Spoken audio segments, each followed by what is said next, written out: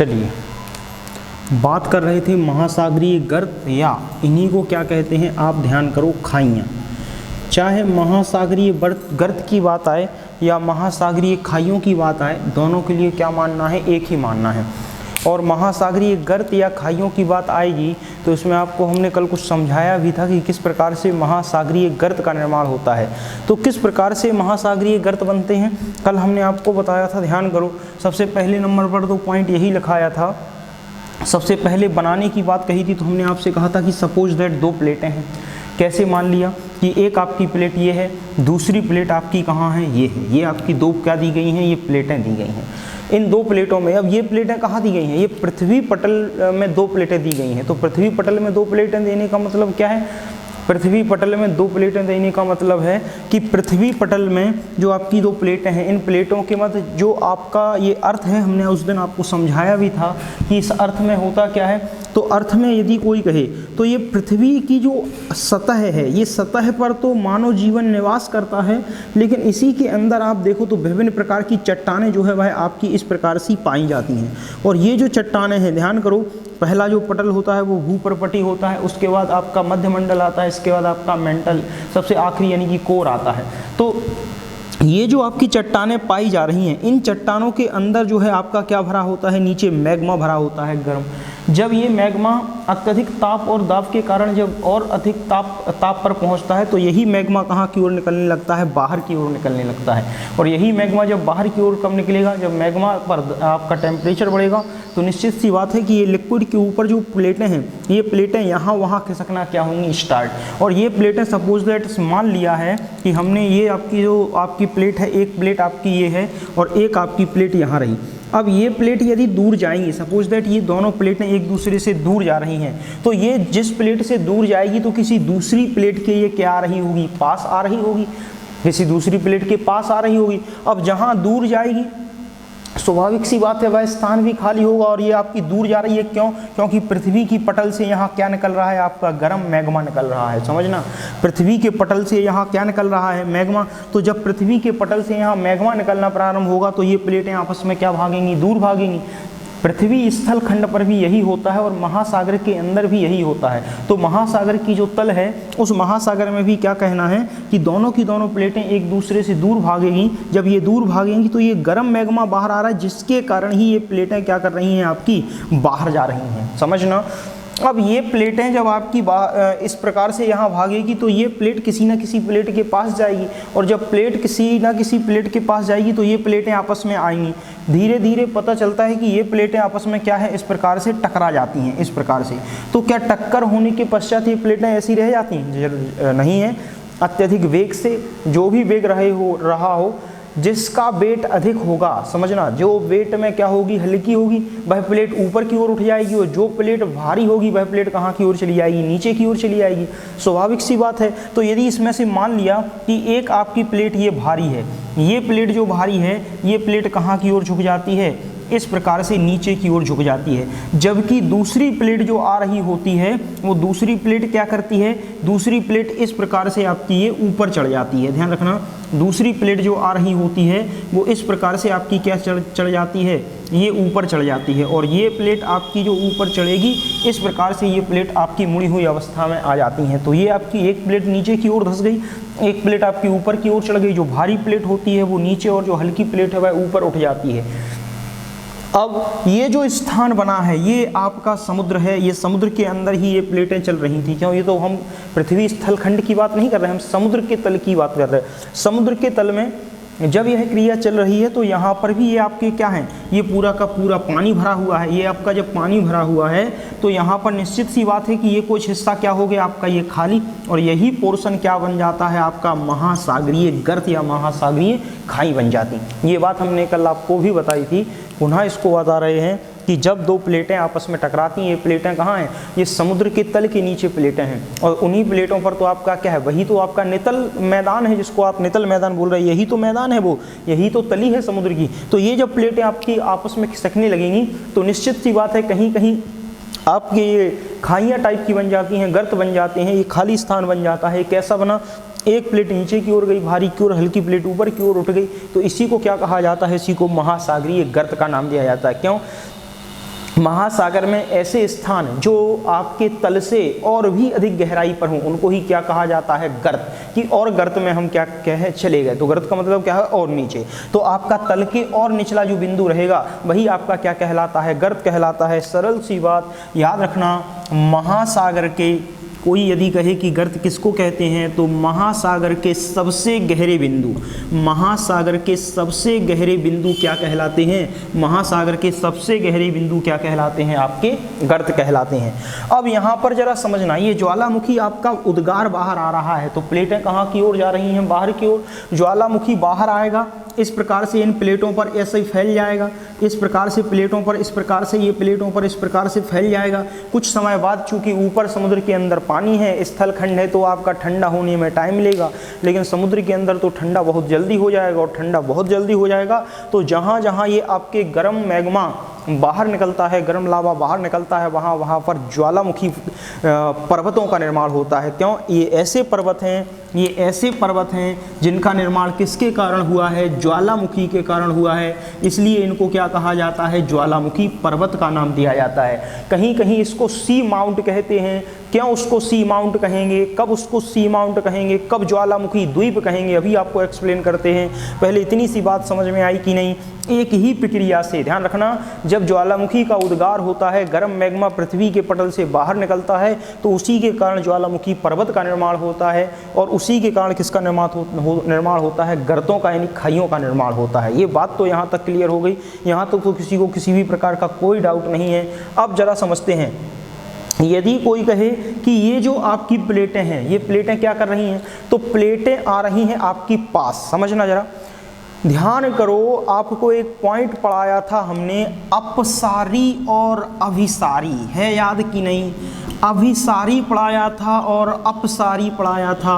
तो यदि दोनों का अंतर समझाएं तो क्या होता है अपसारी का मतलब, अपसारी का मतलब क्या होता है, किसी एक निश्चित बिंदु से बाहर की ओर जाना, ये क्या कहलाता है, अपसारी कहलाता है। जबकि किसी एक पॉइंट पर आना क्या कहलाता है, अभिसारी कहलाता है। कहलाता है कि नहीं कहलाता है। तो यहाँ पूछा जाता है, प्लेटों की कौन सी घटना के कारण गर्तों का निर्माण होता है। ये प्लेटें आपस में पास आ रही हैं, दूर नहीं भाग रही, ये प्लेटें मूल बिंदु से दूर की ओर नहीं भाग रही, प्लेटें क्या हो रही हैं, आपस में पास आ रही हैं। तो इस अभी का शब्द चुरा लेते हैं और ये सारी, तो यहाँ पर पूछा जाता है अभिसरण के कारण या अभिसारी के कारण किसका निर्माण होता है, पृथ्वी के अंदर जो समुद्र के जो तल हैं, महासागर के जो तल हैं, अभिसरण प्रक्रिया के माध्यम से, अभिसरण के माध्यम से किसका निर्माण होता है, गर्तों का निर्माण होता है। जबकि यहाँ पर प्लेटें क्या जा रही हैं, दूर जा रही हैं, तो ये क्या हो रहा है, अपसरण। तो अपसरण के कारण किसका निर्माण होता है, ज्वालामुखी पर्वतों का निर्माण होता है या माउंट सी का निर्माण होता है। बात समझ में आ रही कि नहीं, क्या कहा, अभिसरण का मतलब समझ में आया कि अभिसरण कहाँ से आया। हमने दो पॉइंट पकड़े हैं, अपसारी और अभिसारी। अपसारी का मतलब क्या है, अपसारी का मतलब है कि एक बिंदु से बाहर की ओर चले जाना। ध्यान करो, साइकोलॉजी में आपको कई बार समझाया होगा, किसी निश्चित बिंदु से कई बिंदुओं की ओर चले जाना, वह आपका क्या कहलाता है, अपसारी। मतलब एक व्यक्ति कई दिशाओं में सोच रहा है तो वह अपसारी है, लेकिन विभिन्न दिशाओं से सोचते हुए, विभिन्न विचारों को सोचते हुए किसी एक पक्ष पर फिक्स हो जाए तो वह क्या कहलाता है, आपका अभिसारी। तो ये यहाँ पर क्या हुआ, प्लेटें आपकी पास आई, पास आना हमने शब्द कहाँ से चुराया, ये अभिसरण। अभिसरण शब्द चुराया अभिसारी से। अभिसारी का मतलब ही होता है क्या, एक बिंदु पर आना, पास आना। तो ये प्लेटें पास आ रही थी, तो पूछा जाता है प्लेटों की कौन सी घटना के कारण, अभिसरण की घटना के कारण महासागरीय गर्तों का निर्माण होता है। क्लियर है कि नहीं पॉइंट, कोई दिक्कत तो नहीं यहाँ पर, बताइए। ठीक है, अब जरा समझना, ये जो पॉइंट होता है ये कहाँ पर घटित होता है, लगभग यदि कोई कहे कि गर्तों का निर्माण, तो यहाँ पर थोड़ा समझ लेते हैं कि गर्तों का निर्माण कितनी गहराई, मतलब औसत जो गर्त होते हैं उन औसत गर्तों की गहराई लगभग कितनी होती है। तो औसत गहराई यदि कोई कहे तो औसत गहराई 5500 मीटर इसकी माप बताई गई है। कितनी बताई गई, 5500 मीटर। यदि कोई कहे कि औसत गहराई, तो औसत गहराई कितनी बताई गई है, आपकी 5500 मीटर औसत गहराई बताई गई है। इस बात को याद रखना। इसके बाद यदि कोई कहे, ये औसत गहराई बात समझ में आ गई है, कोई दिक्कत तो नहीं है। सबसे गहरे बिंदु महासागर के सबसे गहरे बिंदु क्या कहलाते हैं, आपके गर्त कहलाते हैं, इनको महासागरीय गर्त कहते हैं। तीसरा पॉइंट, अभिसरण के कारण यह सब चीज़ क्या होती है, निर्मित होती है।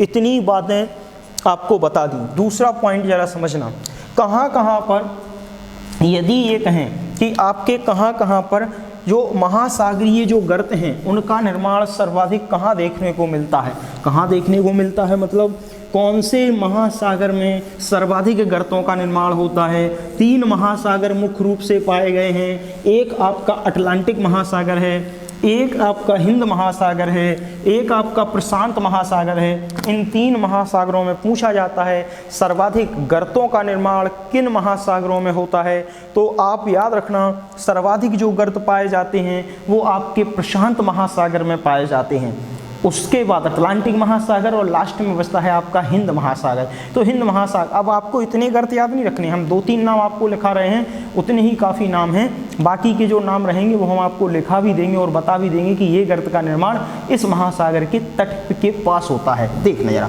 यदि कोई कहे यहाँ पर, तो आपको इस बात का इस बात को याद रखना है कि सर्वाधिक महासागरीय गर्तों का निर्माण, सर्वाधिक महासागरीय गर्तों का निर्माण किस महासागर के अंतर्गत होता है, तो वह याद रखना है प्रशांत महासागर में गर्तों का विस्तार, महासागरीय गर्तों का विस्तार सर्वाधिक अधिक मात्रा में होता है। अंटार्कटिक महासागर हो, अटलांटिक महासागर हो या हिंद महासागर हो, इन दोनों महासागरों में प्रशांत महासागर की अपेक्षा कम गर्तों का निर्माण होता है। अब ये कोई बड़ी बात नहीं है कि गर्तों का निर्माण क्या होता है क्यों नहीं होता है। जिस स्थान पर पृथ्वी के अंदर ज्वालामुखी उद्गार होगा उस महासागर की तली के नीचे से आपका ज्वालामुखी बाहर निकलने लगेगा, और जब ज्वालामुखी बाहर निकलने लगेगा तो कहीं ज्वालामुखी माउंट बनेंगे और कहीं गर्त बनेगा। तो ये प्राकृतिक भूगर्भिक घटना है। वर्तमान में प्रशांत महासागर में अधिक गर्त हैं, हो सकता कुछ समय बाद पता चले कि अटलांटिक महासागर में अधिक गर्तों का निर्माण हो गया, तो ये भूगर्भिक संरचना है, इसके बारे में कोई विशेष एक्सप्लेनेशन नहीं होती है। अब यदि यहाँ पर पूछा जाए तो आप खुद जानते हो कि जो प्रशांत महासागर है उस प्रशांत महासागर में कौन कौन से गर्त, तो वो ही आपको याद रखना है। और अटलांटिक महासागर और हिंद महासागर के केवल 2 गर्तों का नाम याद आपको रखना है, इससे ज़्यादा नहीं। तो सबसे पहला आता है प्रशांत महासागर में, एक है आपका जो पूछा जाता है कि मैरियाना गर्त। यदि कोई कहे कि मारियाना या मैरियाना गर्त कहाँ है, तो ये मैरियाना जो गर्त है वो कहाँ है, आपका प्रशांत महासागर में है। फिर यदि कोई कहे इसी में कि आपका जापान गर्त, ये जापान भी कौन से तट पर बसा हुआ है, प्रशांत महासागर के पास, तो जापान के पास एक गर्त पड़ता है जिसको जापान गर्त के नाम से जानते हैं, वह भी प्रशांत महासागर में है। इसके बाद यदि कोई कहे कि सबसे गहरा गर्त कौन है, तो आपको बस केवल यही याद रखना है कि सबसे गहरा जो गर्त है वो सबसे गहरा गर्त प्रशांत महासागरीय के में बनने वाला मारियाना गर्त है। यानी कि सबसे गहरे गर्त के रूप में कौन जाना जाता है, तो आपका सबसे गहरे गर्त के रूप में प्रशांत महासागर में बनने वाला मैरियाना गर्त सबसे गहरे गर्त के रूप में जाना जाता है। अब यदि कोई मारियाना नहीं होता है, मैरियाना गर्त होता है, हम थोड़ा गलत पड़ जाते, तो मैरियाना गर्त जो है वह आपका सबसे गहरे गर्त के रूप में जाना जाता है। ये पॉइंट याद रखना, ये सारे फैक्ट इन्फॉर्मेशन ही है जो आपको याद रखनी है, क्योंकि पेपर में यही सब चीज़ें जो है बार बार पूछी जाती हैं। इसके बाद यदि कोई कहता है तो इस 2 गर्त होगा, एक और गर्त बताते हैं, एक भिड़नाव गर्त है, वो ज़्यादा पेपर में पूछा नहीं जाता। एलुसियन गर्त याद रखते हैं, याद रखना कौन सा गर्त, एलुसियन। तो आपका जो एलुसियन गर्त है या एलुसियन गर्त के बाद यदि हम कहें एक आता है आपका क्यूराइल गर्त, तो ये आपका एल्यूशियन या क्यूराइल। यदि कोई कहे ये दोनों गर्त कहाँ पाए जाते, तो एल्यूशियन हुआ या क्यूराइल हुआ, दोनों के दोनों कहाँ पाए जाते, आपके प्रशांत महासागर में पाए जाते। अब यहाँ पर 2 नाम और आपको याद रखना है। एक आपको याद रखना है सुंडा गर्त। यदि कोई कहे, एक क्या याद रखना है आपको, सुंडा गर्त। अभी हम लास्ट में आपको मैप पर बताते हैं कि किस प्रकार से कौन सा गर्त कहाँ पड़ता है और कौन से महासागर में पड़ता है। अभी पहले थ्योरी सेक्शन कंप्लीट कर लेते हैं। सुंडा गर्त, यदि सुंडा गर्त की बात की जाए कि सुंडा गर्त कहाँ है, ये कौन से महासागर में बनता है, तो हिंद महासागर का ध्यान रखना। जो हिंद महासागर है, इस हिंद महासागर में बनने वाला जो गर्त है वो सुंडा गर्त है। और ये इसलिए आपको याद रखना है, और भी गर्त बनते हैं हिंद महासागर में। आप कहो कि यो बंगाल की खाड़ी है या आपका अरब सागर की खाड़ी है, वो भी आपके एक प्रकार से क्या है, गर्त के रूप में जाने जाते, खाइयों के रूप में जाने जाते हैं। लेकिन वो आपको याद नहीं रखना, आपको कौन सा याद रखना है, सुंडा गर्त रखना है। ये सुंडा गर्त हिंद महासागर में बनने वाला सबसे गहरा गर्त, या हिंद महासागर का सबसे गहरा गर्त कौन है, तो हिंद महासागर का सबसे गहरा गर्त यदि कोई कहे तो हिंद महासागर का सबसे गहरा जो गर्त होता है वो हिंद महासागर का सबसे गहरा गर्त कौन होता है, आपका सुंडा गर्त होता है। जबकि प्रशांत महासागर का सबसे गहरा गर्त कौन है, मैरियाना गर्त है। इसी प्रकार से आपका एक गर्त और है अटलांटिक महासागर का, वो भी अटलांटिक महासागर का सबसे गहरा गर्त है। तो तीनों महासागरों के सबसे गहरे गर्त, और तीनों महासागरों में सबसे गहरे गर्त के बाद तीनों के तीनों महासागरों में सबसे गहरा गर्त कौन है, तो वो मैरियाना गर्त है। बात समझ में आ गई। तो हिंद महासागर का सुंडा गर्त, यदि कोई कहे अटलांटिक महासागर का, तो अटलांटिक महासागर का आपका है प्यूटेरिको, याद रखना ये प्यूटेरिको गर्त है। ये कहाँ है, ये आपका अटलांटिक महासागर में बनने वाला सबसे गहरा गर्त है। यदि कोई कहे ये कहाँ है, तो ये अटलांटिक महासागर में, याद रखना ये अटलांटिक महासागर में बनने वाला सबसे गहरा गर्त यही है। बात समझ में आई कि नहीं, कि यदि कहें हम तो अटलांटिक यानी कि प्यूटेरिको गर्त जो है वो अटलांटिक महासागर में बनने वाला सबसे गहरा गर्त है। यहाँ तक कोई दिक्कत तो नहीं किसी को, ये बताओ, बात समझ में आई होगी। अब इसका नेक्स्ट पॉइंट बढ़ते हैं। अभी कुछ गर्त रह गए, हम आपको मैप यहाँ बोर्ड पर देखते हैं, यदि बन पाता है नहीं तो फिर हम आपको बाद में ये सब बता देंगे। अभी फ़िलहाल आप इनको याद रखना कि कहाँ पर कौन सा गर्त है। हम मैप अभी आपको दिखाते हैं, उस मैप में बता देंगे कि कहाँ कौन सा गर्त बनता है। वैसे भी आपको याद ही रखनी है तो चीज़ें ज़्यादा बेस्ट रहती हैं। चलिए अब नेक्स्ट पॉइंट, यहाँ तक तो कोई दिक्कत नहीं है। अभी फिर ध्यान करो, तीन चीज़ें छूटी हुई हैं। एक आपका हमने आपको बताया ही था कि जो आपका अभी हमने महासागरीय कटक के बारे में नहीं बताया, अभी सी माउंट के बारे में नहीं बताया, ज्वालामुखी द्वीप के बारे में अभी नहीं बताया। अभी इसी से कनेक्ट करते हैं थोड़ा सा, बस केवल थोड़ा सा और वेट कीजिए सर।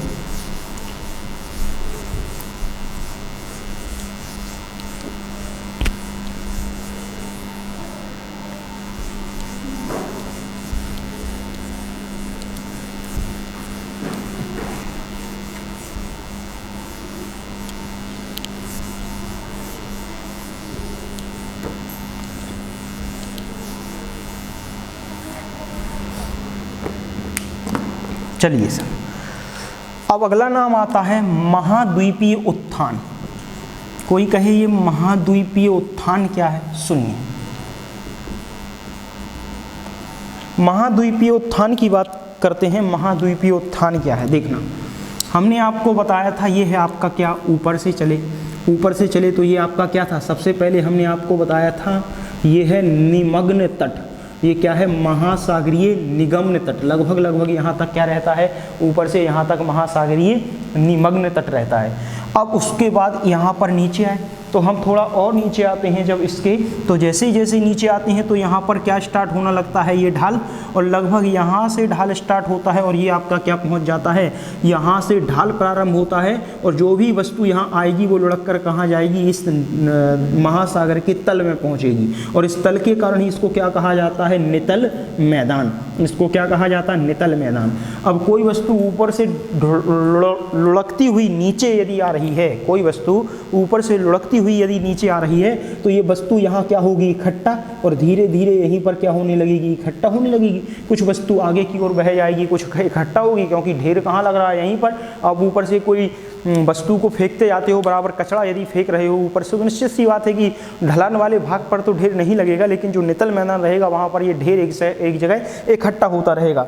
तो याद रखना, जहाँ पर ये महासागरीय ढाल समाप्त होता है, जहाँ पर महासागरीय ढाल क्या है, ये यहाँ से यहाँ तक आया और यहाँ के बाद यहाँ ढेर लगना प्रारंभ हो गया। तो जहाँ पर महासागरीय ढाल खत्म होता है, जहाँ पर महासागरीय ढाल का अंत होता है, वहीं पर अवसाद के रूप में जो नदियों के द्वारा लाया गया मलबा, कचरा या जीव जंतु की हड्डियां हो या किसी भी प्रकार का दुर्घटनाग्रस्त विमान का या जहाज का कचरा हो, वो सब कुछ कहाँ इकट्ठा होने लगता है, इस नितल मैदान पर इकट्ठा होने लगता है। किस जगह पर, ढाल के अंतिम बिंदु पर। और यही क्या है, निचला जो मैदान था इसी पर एक ढेर टाइप का लग गया है। मतलब पहले यह था नहीं, लेकिन कचरे की वजह से ये क्या हो गया, एक उत्थान हो गया है, एक उभार आ गया है। इसी उभार को क्या कहा जाता है, कचरे के ढेर को उत्थान कहा जाता है। कि महाद्वीपीय उत्थान क्या है, तो ढाल के अंत, यहाँ पर ढाल अंत हुआ है, वहाँ से नितल मैदान पर लगा हुआ जो कचरे का ढेर है, कचरे का ढेर यूँ कहें कि विभिन्न प्रकार के जीव जंतुओं की अस्थियाँ हैं, या विभिन्न प्रकार का जो आपका कंक्रीट है, विभिन्न प्रकार का रॉ मटेरियल है, सब कुछ समुद्र नदियों में बहा दिया जाता है। और नदियों के रास्ते कहाँ पहुँचता है, वह समुद्र में पहुँचता है। जो नदियाँ अपने साथ बहा कर लाती हैं वही आपका क्या बन जाता है, अवसाद। कुछ नीचे, कुछ ऊपर, कुछ ढाल पर रुकता नहीं है, नितल मैदान पर अवसाद इकट्ठा होता है। और जिस स्थान पर अवसाद इकट्ठा होता है उसको क्या कहा जाता है, महाद्वीपीय उत्थान कहा जाता है। ये बात समझ में आई कि नहीं आई, ठीक है। अब इसके बाद आता है आपका नेक्स्ट पॉइंट, और वह है आपका महासागरीय कटक। तो थोड़ा महासागरीय कटक को देख लेते हैं, उसके बाद फिर यहाँ पर लौट कर आएंगे। चलिए, तो महासागरीय कटक क्या है, उस कटक को और समझ लेते हैं। देखना जरा किस प्रकार से महासागरीय कटक का निर्माण होता है। तो महासागरीय कटक को और देख लेते हैं, और उसके बाद फिर चर्चा करते हैं इसकी। सुनना जरा,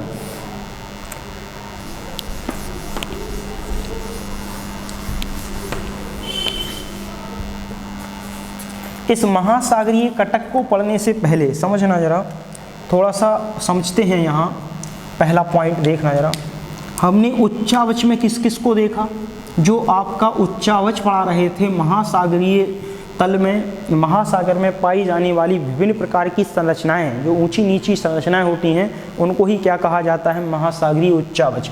तो महासागरीय उच्चावच में पहले नंबर पर हमने आपको क्या पढ़ाया, पहले नंबर पर पढ़ाया निमग्न तट पढ़ाया, पहले नंबर पर निगम्न तट पढ़ाया, दूसरे नंबर पर आपका महाद्वीपीय ढाल पढ़ाई, तीसरे नंबर पर हमने आपको नितल मैदान पढ़ाए। और इन नितल मैदानों में याद रखना 3 चीज़ें आपको हमने बताई हैं, अभी फिर एक्सप्लेन करते हैं। और चौथे नंबर पर आपको महासागरीय गर्त या खाइयों के बारे में क्या किया, बताया, ठीक है, यही बताया था।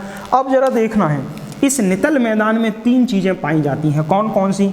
एक तो आपका जो नितल मैदान में पाया जाता है, तो पहले नंबर पर आता है कटक। कटक भी कहाँ निर्मित होते हैं, नितल मैदान पर ही निर्मित होते हैं। क्योंकि नितल मैदान पर खाइयाँ बन जाती हैं, तो खाइयाँ नितल मैदान के निचले भाग में आ जाती हैं, तो सबसे गहरे बिंदु खाइयाँ होती हैं, नितल मैदान नहीं होते हैं, समुद्र महासागरीय समुद्र तट समुद्री भाग में। दूसरे नंबर पर ये कटक के बारे में समझाना है। ये कटक यूँ कहें, ये इनको भी महासागरीय कटक ही कहा जाता है। क्या कहा जाता है, महासागरीय कटक कहा जाता है। अभी समझाते हैं कटक क्या है।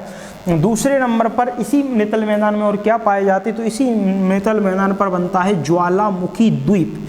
अभी समझाते हैं कि ये ज्वालामुखी द्वीप आखिर क्या होता है। इसके बाद तीसरा जो पॉइंट बनता है, वो तीसरा पॉइंट और आपको देखना है, वो तीसरा पॉइंट बचता है गुवाट, जिसको गुआट भी कह सकते, ये गुआट का निर्माण भी होता है, जिसको हमने आपको बताया था कि ये क्या है, समुद्री चबूतरा के नाम से जो कि ये जाना जाता है। तो इसको क्या कहा जाता है, या समुद्री चबूतरा, तो इसको समुद्री चबूतरा भी कहते हैं। तो ये पिक्चर क्लियर हो गई होगी कि 3-4 चीज़ें हमने क्लियर कर दी हैं। निमग्न तट क्लियर है आपका, ढाल क्लियर है आपका, नितल मैदान क्लियर है आपका, महासागरीय गर्त क्लियर है आपके। 3 पॉइंट और रह गए हैं नितल मैदान के अंतर्गत आने वाले। एक हो गया कटक, दूसरा हो गया ज्वालामुखी द्वीप, और तीसरा हो गया गुआट, जिसको हम समुद्री चबूतरा के नाम से भी जानते हैं। बात समझ गए। अब इसके बारे में एक-एक करके पढ़ते हैं। पहला पढ़ते हैं ए महासागरीय कटक, बी नंबर पर पढ़ते हैं ज्वालामुखी द्वीप, और सी नंबर पर पढ़ते हैं गुआट, ठीक है। चलिए, सबसे पहले नंबर पर आता है आपका, समझ में आया होगा कि कहाँ क्या पढ़ना है आपको, महासागरीय कटक के बारे में पहले नंबर पर आपको हम बताते हैं। तो महासागरीय कटक, ए ऑप्शन लिख लेते हैं, महासागरीय कटक, कि आखिर महासागरीय कटक क्या होता, महासागरीय कटक किसको कहते। तो जरा समझना कि आखिर महासागरीय कटक क्या है। तो देखते चलना कि महासागरीय कटक की यदि बात आएगी कि महासागरीय कटक हम किसको कहेंगे, तो यहाँ पर एक पॉइंट आपको केवल याद रखना है कि महासागरीय कटकों के बारे में समझते चलना। जैसे कि हमने ये मान लिया, क्या मान लिया, कि यहाँ पर आपका एक स्थान है, सपोज दैट ये, ठीक है, और ये आपका पूरा का पूरा क्या बन गया, ये हमने मान लिया ऊपर हो गया यूरोप, ये यूरोप महाद्वीप हो गया, और इसी के नीचे जो जुड़ा हुआ भाग है पूरा का पूरा, ये आपका क्या हो गया, अफ्रीका महाद्वीप हो गया। यूरोप के नीचे ही क्या जुड़ा हुआ है, अफ्रीका महाद्वीप। समझना, थोड़ा समझने की कोशिश करते हैं। ये यूरोप हो गया। यहाँ पर यदि कोई बात कहे तो इस प्रकार से यहाँ पर बना हुआ है क्या, ये है, और इसके बाद फिर यहाँ पर क्या बना हुए, मतलब एक डिज़ाइन टाइप का। हमें मैप बनाना नहीं आता, आपको पता है, लेकिन अभी आपको डिज़ाइन में दिखा देंगे। ये हो गया, हमने मान लिया उत्तरी अमेरिका। क्या हो गया, उत्तरी अमेरिका। जबकि इसको हमने क्या मान लिया, ये हो गया आपका दक्षिणी अमेरिका। केवल एक इमेज लेते हैं आपको समझाने के लिए, समझना। अब होता क्या है कि जो उत्तरी अमेरिका है या दक्षिणी अमेरिका है, तो आपके इसके बीच में कौन सा महासागर है, आपका महासागर हो गया अटलांटिक महासागर, यही महासागर पड़ता है, ठीक है। उत्तरी अमेरिका के यहाँ कौन सा पड़ता है, आपका प्रशांत महासागर। और इस अफ्रीका के यहाँ जो आपका भारत जुड़ा हुआ होता है, यहाँ कौन सा पड़ता है, आपका हिंद महासागर। बात समझ गए। तो ये 3 महासागरों की ही बात की जा रही है। अब जरा देखना कि आपके ये कटक होते क्या हैं। तो कटकों की बात की जाए तो याद रखना, हमने आपको यहाँ पर एक घटना आपको समझाई थी कि नीचे जैसे कि ये आपका समुद्र है, ये क्या है, आपका समुद्र है, ये पूरा का पूरा महासागर है, पानी भरा हुआ है। इस महासागर का ये तल हो गया। अब तल पर क्या होगा, अंदर मैग्मा भरा हुआ है, गर्म हुआ मैग्मा। अब मैग्मा जब गर्म हुआ और जहाँ पर उसको प्लेट कहीं पतली दिखी कि कोई हिस्सा पतला है, कोई सिरा पतला है, जरा समझना कैसे।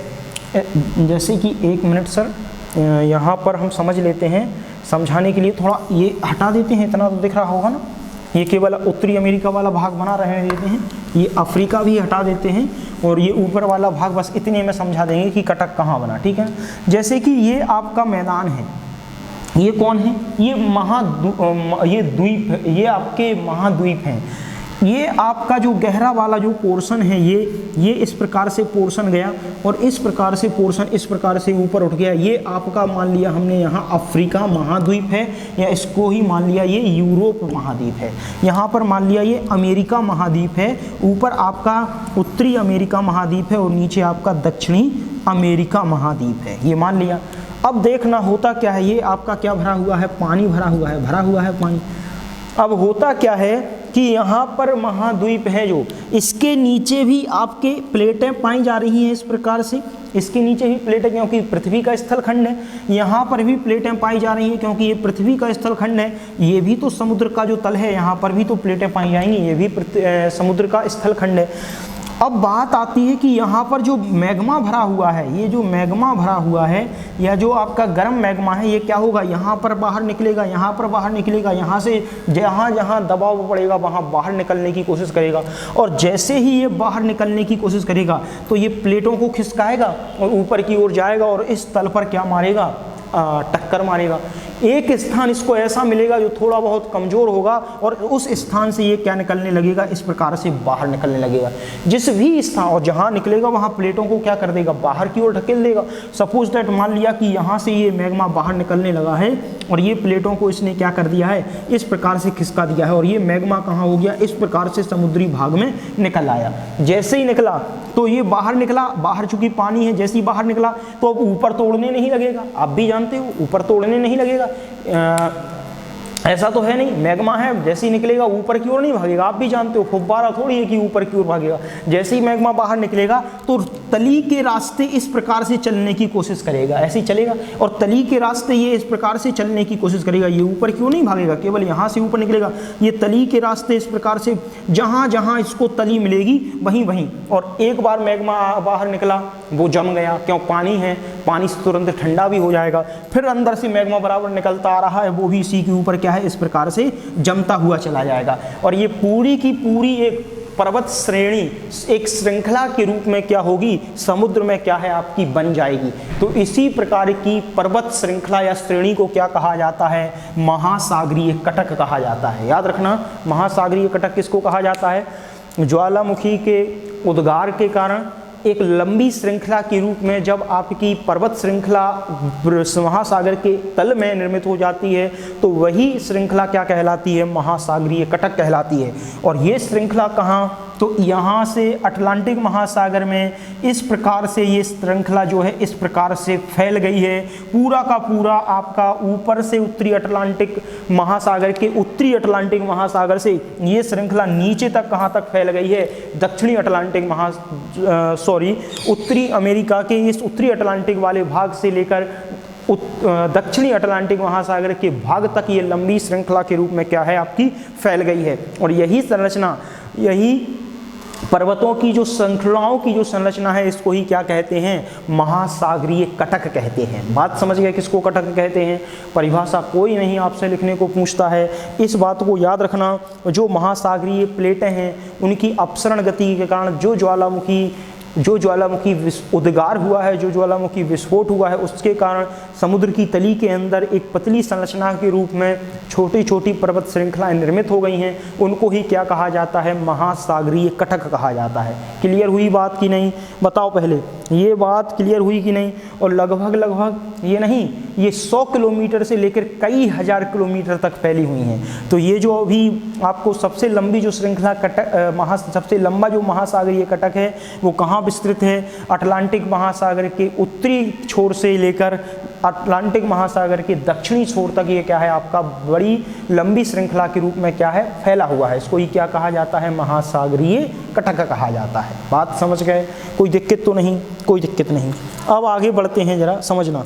तो यदि याद रखना, कोई कहे सर्वाधिक, 2 पॉइंट याद रखना, सर्वाधिक कटकों का विस्तार किस महासागर में है, सर्वाधिक कटकों का विस्तार किस महासागर में है, तो याद रखना सर्वाधिक जो कटकों का विस्तार है वह आपका इसी अटलांटिक महासागर में है। पहला पॉइंट कि सर्वाधिक कटकों का विस्तार, महासागरीय कटकों का विस्तार किस महासागर में है, तो सर्वाधिक महासागरीय कटकों का विस्तार आपका प्रशांत अटलांटिक महासागर में है। दूसरा पॉइंट, आपके सबसे लंबी विस्तृत श्रृंखला कटकों की कहाँ पाई जाती है, तो मध्य अटलांटिक महासागर में सबसे लंबी विस्तृत श्रृंखला महासागरीय कटकों की पाई जाती है। याद रखना दोनों के दोनों पॉइंट अटलांटिक में। ये कौन सा भाग है, ये आपका मध्य अटलांटिक भाग है। और इस मध्य अटलांटिक भाग में ही ध्यान रखना, मध्य अटलांटिक भाग में ही क्या पाई जाती है, सबसे लंबी श्रृंखला पाई जाती है कटकों की। तो कोई यदि कहे कि विश्व का सबसे लंबा कटक, विश्व का सबसे लंबा कटक कहाँ फैला हुआ है, मध्य अटलांटिक महासागर में विश्व का सबसे लंबा कटक फैला हुआ है या महासागरीय कटक फैला हुआ है। जबकि सर्वाधिक कटकों की संख्या कहाँ पूछें तो कहना अटलांटिक महासागर में सर्वाधिक कटकों की संख्या है। और यदि विश्व का सबसे लंबा कटक, तो विश्व का सबसे लंबा कटक हमने आपको बता दिया, ये सबसे लंबा कटक कहाँ है, मध्य अटलांटिक में फैला हुआ है, जो आपका कहाँ है, उत्तरी अटलांटिक से दक्षिणी अटलांटिक के छोर तक विस्तृत है। ये बात समझ में आई होगी कि नहीं, ठीक है। अब इसके बाद नेक्स्ट पॉइंट पढ़ते हैं, उसको और समझ लेते हैं कि वो क्या कह रहा है। इसके बाद आपको 2 शब्द और बताए थे हमने, एक बताया था आपको गुआट और एक बताया था वो, लेकिन यहाँ थोड़ा समझना, ये अमेरिका है और यहाँ पर आपका यूरोप है। तो एक पॉइंट और समझना है, ये यूरोप वाला भाग है, ये आपका अमेरिका वाला भाग है ना। अब यूरोप और अमेरिका वाला भाग है तो आप जानते हो कि यूरोप और अमेरिका विकसित कंट्री हैं, और विकसित कंट्री है तो नीचे से कटकों का निर्माण हुआ है, ऊपर से इनके द्वारा रॉ मटेरियल अलग से पटका जा रहा है। क्यों, ये जो आपका छोर है, ये कौन सा छोर है आपका, अमेरिका का, और ये है छोर यूरोप का। दोनों जगह विकसित कंट्रियां हैं, और विकसित कंट्रियां हैं तो वेस्टेज मटेरियल अधिक है कि कई प्रकार के इंस्ट्रूमेंट हैं, कई प्रकार की मशीनें हैं जो क्या है आपकी खराब हो जाती तो उनको फेंक दिया जाता है, तो वो कहाँ, यहीं समुद्र में क्या है आपकी इकट्ठा होती जा रही हैं। और जब समुद्र में ये इकट्ठा होती जा रही हैं तो यहाँ पर एक बड़ा सा टापू टाइप का निर्मित हो गया है, और इस टापू टाइप का निर्मित हो गया तो इस टापू का प्रयोग अमेरिका और यूरोप वालों ने क्या किया, आपस में टेली संचार की लाइनों को बिछाने के लिए क्या कर लिया, इस टापू को यूज कर लिया। तो यहाँ पर पूछा जाता है टेलीग्राफ पठार कहाँ पाया जाता? तो याद रखना, विश्व का एकमात्र टेलीग्राफ पठार किस महासागर में स्थित है? तो आपका टेलीग्राफ पठार अटलांटिक महासागर में स्थित है, जिसको आपको याद रखना है। किस क्या कहते हैं इसको टेलीग्राफ पठार कहते हैं। टेलीग्राफ पठार का मतलब समझा दिया, दूर संचार की केबलों को यहाँ से गुजारा गया है। और दूर संचार की केबलों को जब यहाँ से क्योंकि ये पूरा भाग लगभग कुछ समय बाद पता चलेगा कि यूरोप और अमेरिका आपस में मिल गए। कैसे मिल गए? ये रॉ मटेरियल की वजह से एक दूसरे से कनेक्ट हो गए। तो यहाँ से अधिक मात्रा में संचार केबल और इंटरनेट की जो केबलें हैं, जो संचार केबलें हैं, उनको इसी रास्ते से गुजारा गया है। तो इस कारण इसको क्या कहा जाता है? टेलीग्राफ पठार कहा जाता है। इसको भी याद रखना। टेलीग्राफ पठार कहाँ है? तो टेलीफोन के तार यहाँ से निकाले गए, जिसके कारण इसको टेलीग्राफ पठार कहा गया। ये आपका अटलांटिक महासागर में ही स्थित है टेलीग्राफ पठार। ठीक है, इसके बाद आओ आप आगे। अब चलते हैं अपन ज्वालामुखी, जो आपका ज्वालामुखी है उसको पढ़ना है, और ज्वालामुखी द्वीप को पढ़ना है जो समुद्र के अंदर बनता है, और आपका गुवाट पढ़ना है। कितना टाइम हुआ अभी? देखिए, ठीक है, हो जाएगा।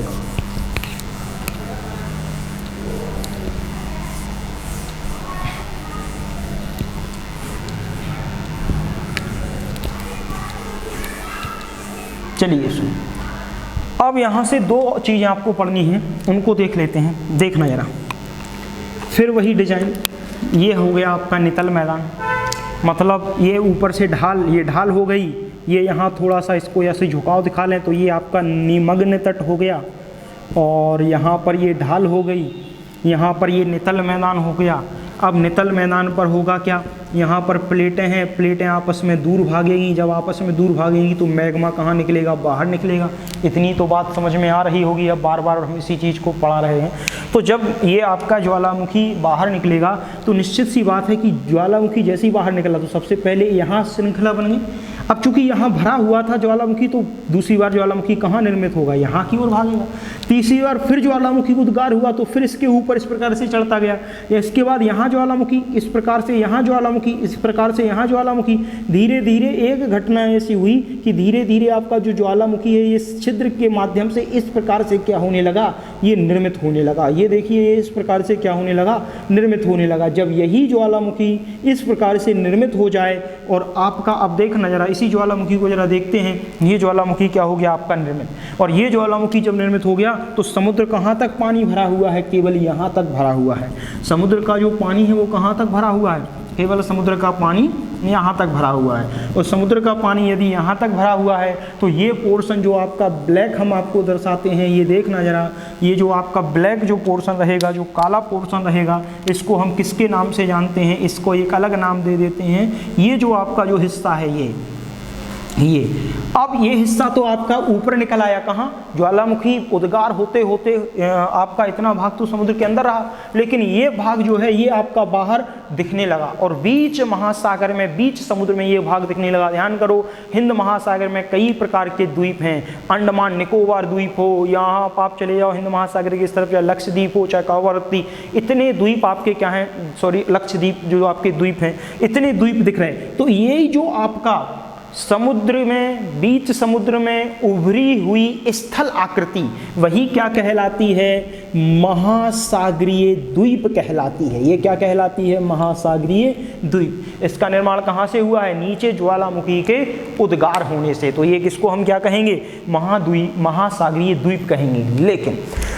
लेकिन यदि हम कहें यहीं पर कि ये आपका थोड़ा सा यहाँ और दूर से बना लाते हैं, ये आपका जैसे कि सपोज दैट ये थोड़ा सा कम हुआ, निम्न तट हुआ, इसके बाद ये ढाल प्रारंभ हुआ, और फिर इसके बाद ये समुद्र, ये इस प्रकार से समुद्र है। देखना जरा, ये पानी भरा हुआ है, ये पानी भरा हुआ है, समझना जरा, ये पानी भरा हुआ है। अब देखना जरा, ये आपका ढाल हो गया, ये आपका निमग्न तट हो गया। ठीक है, ये आपका निमग्न तट हो गया, ये ढाल हो गया। अब होता क्या है, यहाँ देखना जरा, यदि हम कहें ज्वालामुखी के द्वारा इस प्रकार से निर्माण हुआ, लेकिन यहाँ पर भी यदि हम कहें तो वही प्लेटें हैं, हो सकता है यहाँ पर एक और ज्वालामुखी का निर्माण हो जाए। भाई समझाना इसी को है, देखना आप, एक और ज्वालामुखी यहाँ से निकलने से लगे तो आपका ये इस प्रकार से ज्वालामुखी इकट्ठा होगा जमना, इस प्रकार से जमना इकट्ठा होगा, इस प्रकार से जमना आपका इकट्ठा हो गया और बस केवल यहीं तक ये ज्वालामुखी क्या हुआ, आपका उद्गार हुआ। और ज्वालामुखी जब इस प्रकार से उद्गार हुआ तो एक एकाकी पहाड़ी के रूप में दिखाई दे रहा है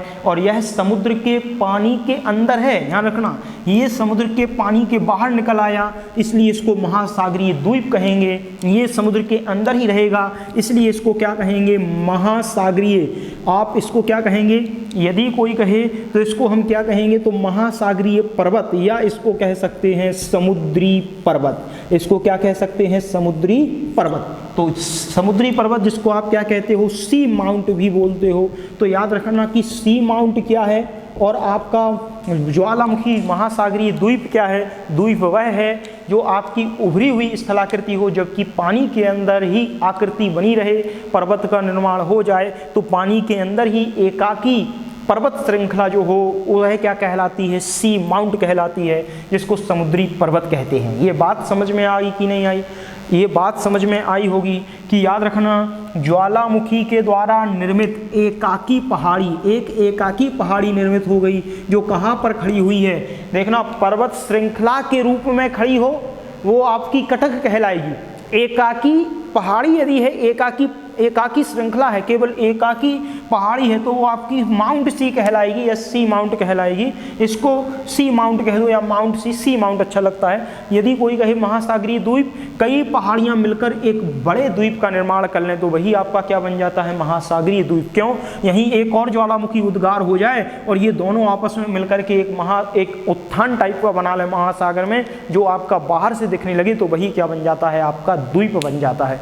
एक प्रकार से हम इसको टापू भी कहते हैं, जो महासागर में क्या है, आपके टापू दिखाई देते हैं। ये बात समझ में आई होगी सर, कोई दिक्कत तो नहीं है। अब जरा देखना जरा, यदि कोई कहे तो थोड़ा सा पॉइंट और समझते हैं उसको, और आप देख लेते हैं। यहाँ पर जो आपका सी माउंट बना हुआ था, देखना जरा, सी माउंट बना हुआ था, हुआ क्या, चूंकि ये भाग तो पानी के ऊपर आ गया, चलो ठीक है, स्थलखंड निकल आया, लेकिन ये जो भाग है, ये भाग तो समुद्र के अंदर ही है। और ये भाग यदि समुद्र के अंदर है तो आपका जो ये सी माउंट बना हुआ है, इस समुद्र के सी माउंट के ऊपरी भाग पर बराबर पानी की लहरें क्या करेंगी, टक्कर मारेंगी। और आपने कहावत तो पढ़ी होगी कि ध्यान करो, बार बार जब किसी भी पत्थर पर पानी टकराएगा, ध्यान करो, एक बचपन में कहानी की, जो रस्सी आवत जात से सिल पर पड़त निशान, जब पत्थर पर रस्सी से निशान बन जाते तो जो चट्टानें पड़ी रहती हैं, वेग से बड़ी बड़ी चट्टानें टूट जाती हैं, पानी के वेग से बड़ी बड़ी चट्टानें टूट जाती हैं। ठीक उसी प्रकार से इसका सी माउंट यानी कि जो आपका समुद्री पर्वत या ज्वालामुखी पर्वत का जब ऊपरी किनारा भाग क्या हो जाए, समुद्री लहरों से क्या हो जाए, ये आपका समुद्री लहरें इसको टकरा के क्या कर दें, इसको समतल कर दें, और ये भाग किस प्रकार से दिखने लगे, इस प्रकार से ये आपका भाग दिखने लगे। जैसे कि अभी ये समुद्र में किस प्रकार से दिखता था, इस प्रकार से, लेकिन समुद्री लहरों ने इसको क्या कर दिया, समतल कर दिया। यही समतल भाग समुद्री चबूतरा कहलाता है, जिसको हम क्या कहते हैं, गुवाट कहते हैं। इसको ही क्या कहा जाता है, गुवाट, या यही क्या कहलाता है, आपका समुद्री चबूतरा। तो याद रखना, समुद्री चबूतरा क्या है, समुद्री चबूतरा किसको कहते हैं, गुवाट किसको कहा जाता है। तो आपको याद रखना है कि जो सी माउंट है, इस सी माउंट की ऊपरी नुकीला भाग यदि पानी के द्वारा अपरदित कर दिया जाए, पानी के द्वारा काट दिया जाए, और उसको पानी के द्वारा काटने से जब समतल बना दिया जाए तो वही क्या कहलाता है, आपका समुद्री चबूतरा कहलाता है। इसको ही समुद्री चबूतरा या गुवाट कहते हैं। बात समझ गए, कोई दिक्कत तो नहीं है यहाँ तक? ठीक है सर। अब जरा अगला भाग समझिए, 43, ठीक है। चलिए सर, थोड़ा सा और पढ़ लेते हैं, ये टॉपिक आज समाप्त हो जाए तो अच्छी बात है। चलिए कोशिश करते हैं, अभी 43 मिनट 45, ठीक है।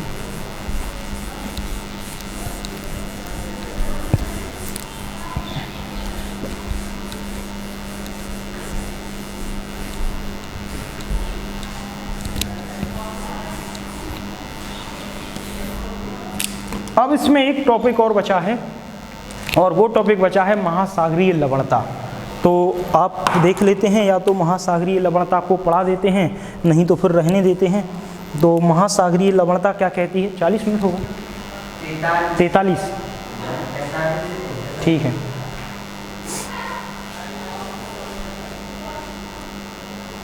बस तो उसको यहीं रोक दो।